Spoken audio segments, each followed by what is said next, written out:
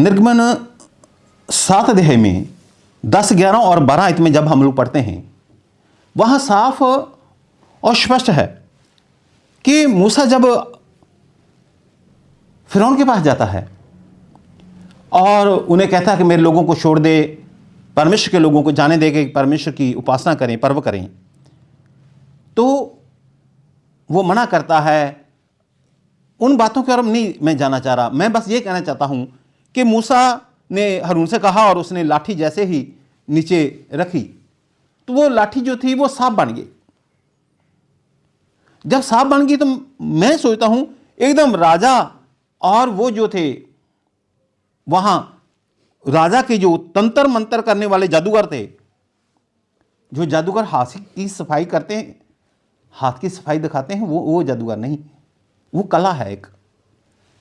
लेकिन जो तंत्र मंत्र करते थे उन्होंने कहा यह कितनी बड़ी बात है लाठी से सांप बनाना। तो तब उन्होंने क्या किया, वहां लिखा है, तब फिरौन ने पंडितों और टोना करने वालों को बुलवाया और मिस्र के जादूगरों ने आकर अपने अपने तंत्र मंत्र से वैसा ही किया। 7 अध्याय 11 आयत में साफ लिखा निर्गमन में। तो उन्होंने भी क्या किया, लाठी जो थी अपने अपने हाथ में लाठी ली, ऐसे नीचे फेंकी और वो सांप बन गई। उसने कहा हमारे जो तंत्र मंत्र करने वाले हैं ये भी ये कर सकते हैं। यो मूसा तूने ये सीख कर आ गया है तंत्र मंत्र, जादू सीख के आ गया है क्या?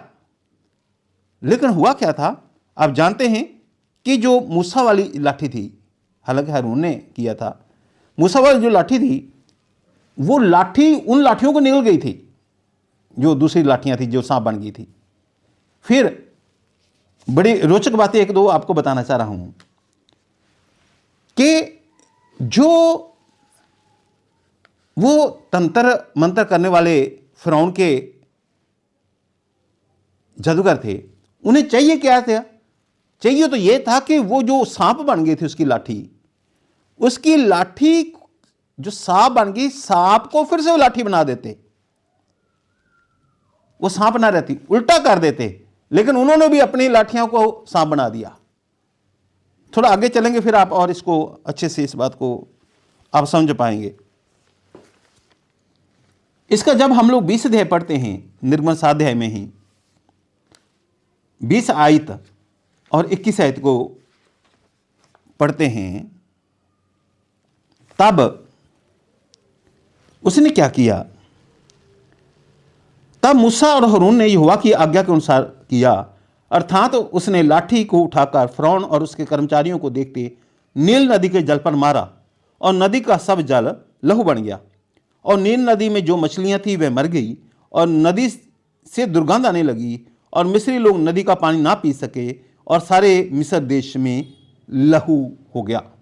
तो जितना पानी था, चाहे वो पानी मटकों में था, चाहे वो पानी लकड़ी के बर्तनों में था, चाहे वो पानी नदी में था, जितना पानी था सारे का सारा पानी, चाहे वो राजा के घर का था चाहे प्रजा का था, सबका सब पानी लहू बन गया था।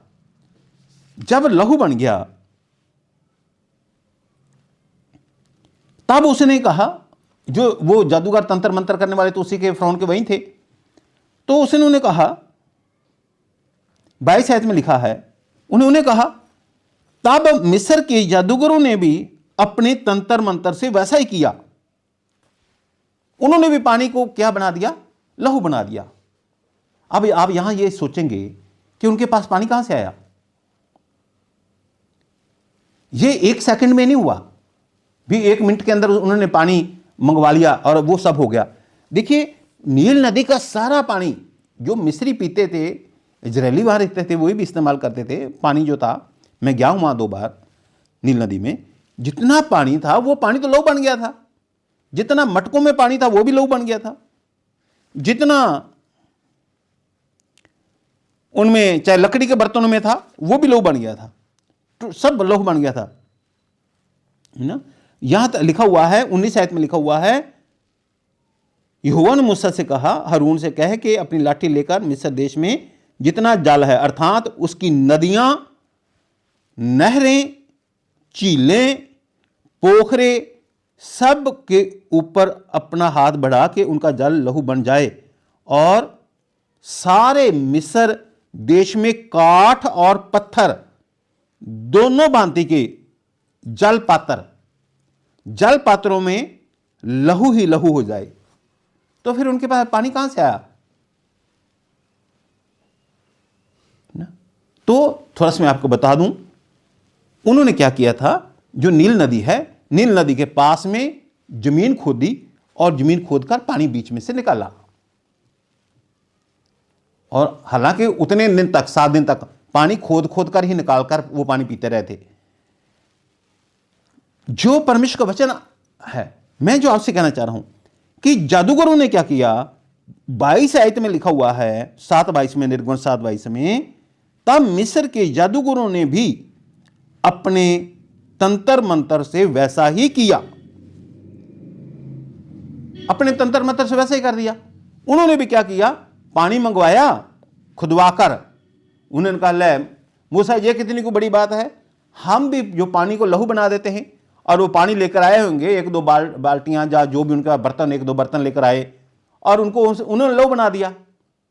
अब बात जो मैं आपसे ये कहना चाह रहा हूं कि जो उनके तंत्र मंत्र जादू करने वाले थे, उन्होंने उस पानी को, जिसको मूसा ने लहू बना दिया था, उस लहू को पानी में नहीं बदल सके। वो मूसा बदल सका परमेश्वर की सामर्थ्य से, लेकिन वो नहीं बदल सके, वो लोग नहीं बदल सके।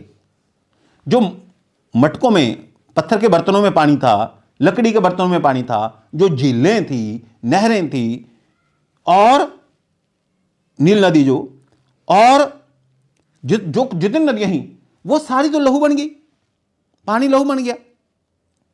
अब जंतर मंतर, तंत्र मंत्र जो भी करने वाले थे, उनको जब बुलाया तो उनको यह चाहिए था कि वो अपना वो करते जो भी वो करते हैं, और करने के बाद कहते, ले देखो मूसा, तूने लहू से, पानी से लहू बना दिया, हम लहू से पानी बना रहे हैं, देखो ये देखो पानी बन गया। तो बात थी, उल्टा वो भी वही कर दिया। उन्होंने पानी खुदवाकर थोड़ा सा मंगवाया, और फिर उन्होंने उसको वो कर दिया, उन्होंने भी लहू बना दिया। जैसे पहली घटना में हमने यही देखा था कि उन्होंने लाठी ऐसे डाली और वो सांप बन गई। तो चाहिए तो यह था कि वो तंत्र मंत्र से उस सांप को फिर लाठी में बदल देते, उन्होंने भी लाठियां बना दी। अब चाहिए तो यह था कि वो जो पानी मूसा ने बना दिया था, लहू बना दिया, और उस लहू को ये पानी में बदल देते, लेकिन ये वो नहीं कर पाए ना, ऐसा नहीं कर पाए वो। तो फिर पीने के लिए पानी, मैं आपको जो बता रहा था, मैं आपको बता दूं, कुछ लोग बाद में सोचेंगे कहां से बिशप जी को पता लगा। तो बाइबल के अंदर ही लिखा हुआ है, 7 अध्याय उसका 24 आयत में लिखा है, सब मिस्री लोग पीने के जल के लिए नील नदी के आसपास खोदने लगे, क्योंकि वे नदी का जल नहीं पी सकते थे। ठीक है। परमेश्वर के लोगों, मैं जो कहना चाहता हूं कि उन्होंने तंत्र मंत्र किया, और फिर उन्होंने भी पानी को लो ही बना दिया। अरे मुसीबत, ये मुसीबत को लेकर आ रहे हैं। तंत्र मंत्र करने वाले जो थे, फिरौन के जो रखे हुए थे, तो उनको तो इसलिए रखा था कि वो मुसीबत को देश से दूर करें। जहां फिरौन से वो मुसीबत को, फिरौन के कर्मचारियों से उस समस्या को दूर हटाएं, बल्कि वो और समस्या बढ़ा रहे थे। वो भी वही कर रहे थे ना। ये तो चमत्कार कर रहा था मूसा, तो ना परमेश्वर की सामर्थ को प्रकट कर रहा था। तो उनको तो सामर्थ उल्टी प्रकट करनी चाहिए थी, यहां भी हमारे अंदर भी सामर्थ है। तूने पानी से बना दिया लहू, देखो अब लहू से हम पानी बना दिया, फिर तो काट होती, ऐसी कैसी काट होगी। और थोड़ा चलो एक बात और आगे बता देता हूं, फिर आप समझाएंगे। इसका 8 अध्याय, निर्गमन 8 अध्याय में इसका 6, 7, 8 आयत को जब आप पढ़ते हैं, 6, 7, 8 आयत, तब हारून ने मिस्र के जलाशयों के ऊपर अपना हाथ बढ़ाया, और मेंढकों ने मिस्र देश पर चढ़कर उसे छा लिया। ठीक है, क्या हो गया? मेंढक आ गए, ये विपत्ति उनके ऊपर डाली गई। मेंढक आ गए। मेंढक कहां पर आ गए?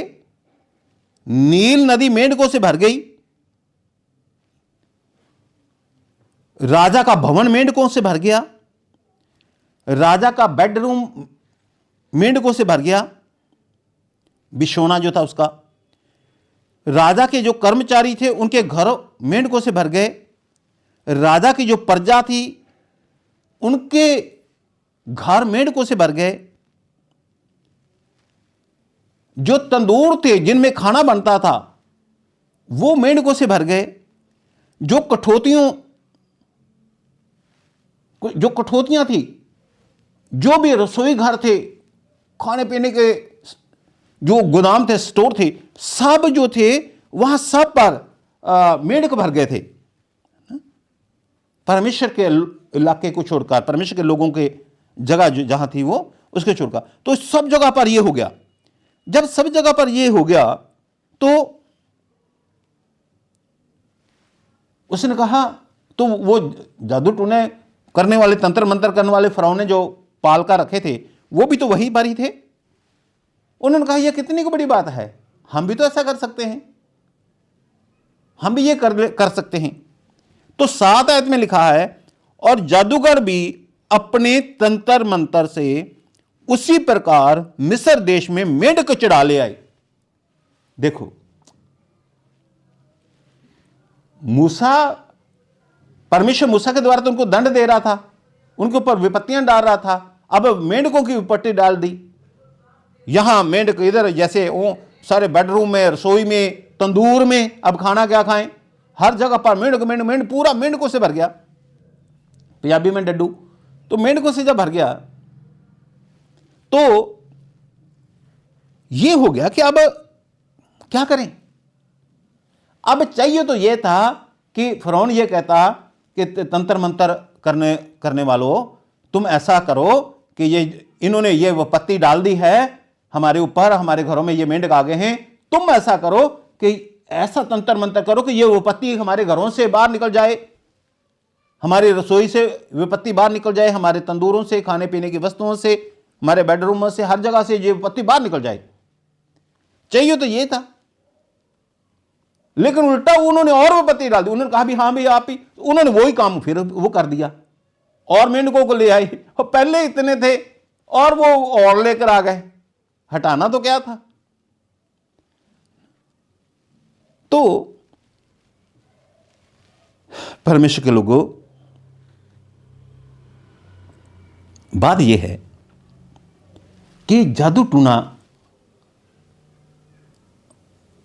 करने वाला जो फरौन के लोग थे और एक तरफ परमेश्वर के दास थे, वो कभी भी परमेश्वर के दास लोगों का मुकाबला नहीं कर सकते थे। वो विपत्तियां डाल रहे थे उन लोगों पे, और जिन्होंने तो उनको पाला पोसा, उन तंत्र मंत्र विद्या करने वालों को धन दिया होगा, सब कुछ राजा ने, फरौन ने, और वो विपत्तियां डाल रहे हैं, ना कि बचा कर रहे हैं। और 11 आयत में फिर इसके लिखा हुआ है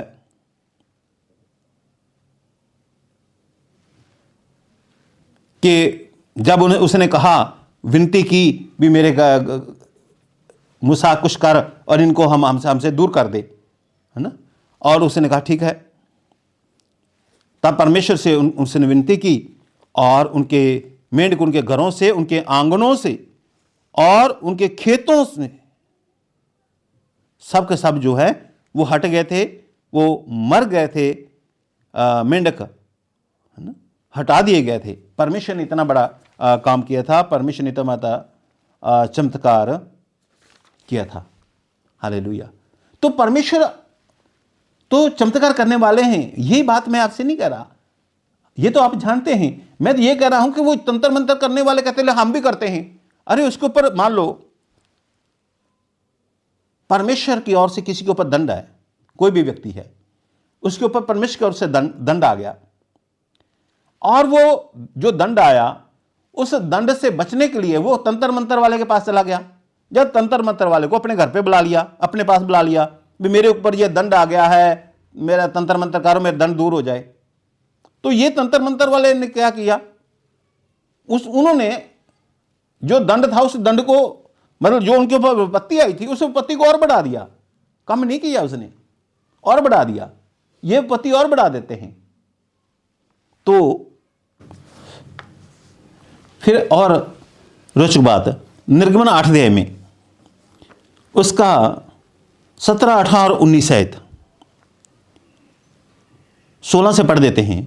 फिर यहोवा ने मूसा से कहा, हारून को आज्ञा दे तो अपनी लाठी बढ़ाकर भूमि की धूल पर मार, जिससे वे मिस्र देश भर में कुटकियां बन जाएं, है ना। जुएं अपने कहते हैं, जुएं सिर में जो जुएं पड़ जाती हैं, कुटकियां बन जाएं। और उन्होंने वैसा किया, अर्थात हारून ने लाठी को ले हाथ बढ़ाकर भूमि की धूलि पर मारा, तब मनुष्य और पशु दोनों पर कुटकियां हो गई, वरना सारे मिस्र देश में भूमि की धूल कुटकियां बन गई, है ना। तब आप पता है, एक ही जूं सिर में आ जाए, औरतों को ज़्यादा पता है, जब जिनके बाल लंबे होते हैं उनको ज़्यादा पता होता है, एक ही जूं कुटकी आ जाए और वो क्या करती है ना, तंग कैसे करती है। तो पूरी पूरी बॉडी पे उनके, पशुओं में और मनुष्यों पर कुटकियां बन गई, सब वो धूल उड़ी ऐसी कि कुटकियां बन गई। अब बात जो मैं आपसे बताना चाह रहा हूं, अब 18 आयत में लिखा है, तब जादूगरों ने चाहा कि अपने तंत्र मंत्रों के बल से हम भी कुटकियों ले आएं, परंतु ये उनसे ना हो सका। उन्हें कहा भी हम भी पशुओं के ऊपर, लोगों के ऊपर और ये कुटकियां ले आते हैं। इस प्रकार मनुष्यों और पशुओं दोनों पर कुटकियां बनी ही रहीं। ठीक है, तो वो हटा नहीं सके, और उन्होंने सोचा भी और भी वो हम भी ऐसा करते हैं भी, इनको तो कुटकियां जो लगी हुई हैं इनको हटाओ देते हैं, लेकिन वो हटा नहीं सके। यहां जो शब्द आया है वो हटा नहीं सके।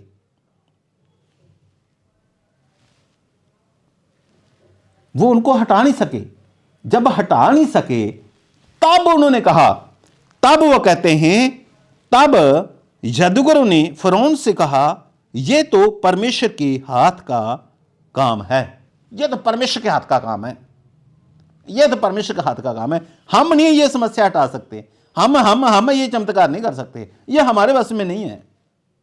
हम इस समस्या को नहीं हटा सकते। यह तो परमेश्वर के हाथ का काम है। अच्छा, फिर जादूगर वहीं के वहीं अभी रुके रहे, कहते हम नहीं कर सकते। फिर कई घटनाएं और होती हैं, लेकिन मैं आपका ध्यान बस एक 9 अध्याय में लेकर जाना चाह रहा हूं। 9 अध्याय उसका 10 और 11 आयत। 9 अध्याय 10 और 11 आयत। क्या हुआ, 8 से इसको पढ़ देता हूं। फिर यहोवा ने मूसा और हारून से कहा, तुम दोनों भट्ठी में से एक मुट्ठी राख लो और मूसा उसे फिरौन के सामने आकाश की ओर उड़ा दे। तब वह सूक्ष्म धूल होकर सारे मिस्र देश में मनुष्यों और पशुओं दोनों पर फफोले और फोड़े बन जाएगी। फफोले और फोड़े, है ना, आपको पता है फफोले निकलना, फोड़े निकलना। इसलिए वह भट्ठी में की राख लेकर फिरौन के सामने खड़े हुए और मूसा ने उसे आकाश की ओर उड़ा दिया, और वह मनुष्य और पशुओं दोनों पर फफोले और फोड़े बन गए। इतना बड़ा चमत्कार, फफोले और फोड़े बन गए। अब एक बात जो मैं आपको बताना चाह रहा हूं, उन फोड़ों के कारण जादूगर, वो जो तंत्र मंत्र करने वाले जादूगर जो हाथ की कला दिखाते हैं, वो नहीं, वो तो उनकी कला है। उन फोड़ों के कारण जादूगर मूसा के सामने खड़े ना रह सके, क्योंकि वह फोड़े जैसे सब मिस्रियों के वैसे ही जादूगरों के भी निकले थे।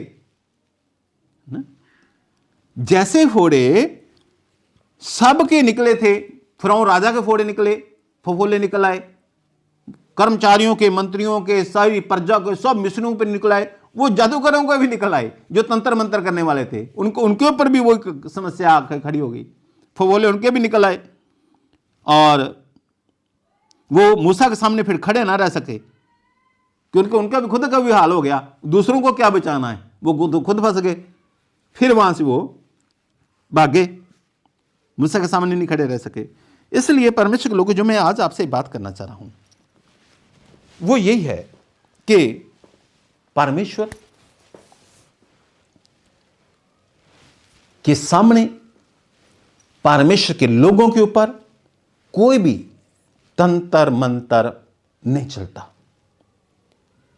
कई लोग हमारे पास आते हैं, कहते हैं हमारे ऑटो के ऊपर किसी ने तंत्र मंत्र कर दिया, कोई कहता हमारी दुकान के ऊपर तंत्र मंत्र कर दिया, कोई कहता मेरे ऊपर तो कुछ जादू टूना कर दिया ना, हमारे तो खेत में जादू टूना किसी ने कर दिया, हमारे ट्रैक्टर पर जादू टूना किसी ने कर दिया, हमारी नौकरी पे किसी ने जादू टूना कर दिया, हमारी लड़की पे किसी ने जादू टूना कर दिया, शादी में रुकावटें आ रही हैं, हमारे तो ये जादू टूना कर दिया किसी ने, हमारी ये समस्या। जब आप परमेश्वर को जानते हैं, पहचानते हैं, जब आप परमेश्वर के ऊपर विश्वास करते हैं, प्रभु यीशु मसीह के अनुग्रह के अधीन हैं आप, तो प्रभु यीशु मसीह कहते हैं मैं तुम्हें शत्रु की, शैतान की, दुष्ट आत्माओं की, इब्लीस की सारी शक्ति के ऊपर अधिकार देता हूं।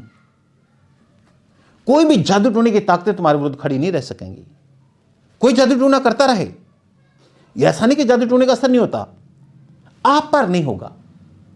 उन जादू टोने का असर हुआ, वो ले आए पानी को, उन्होंने भी बना दिया लहू।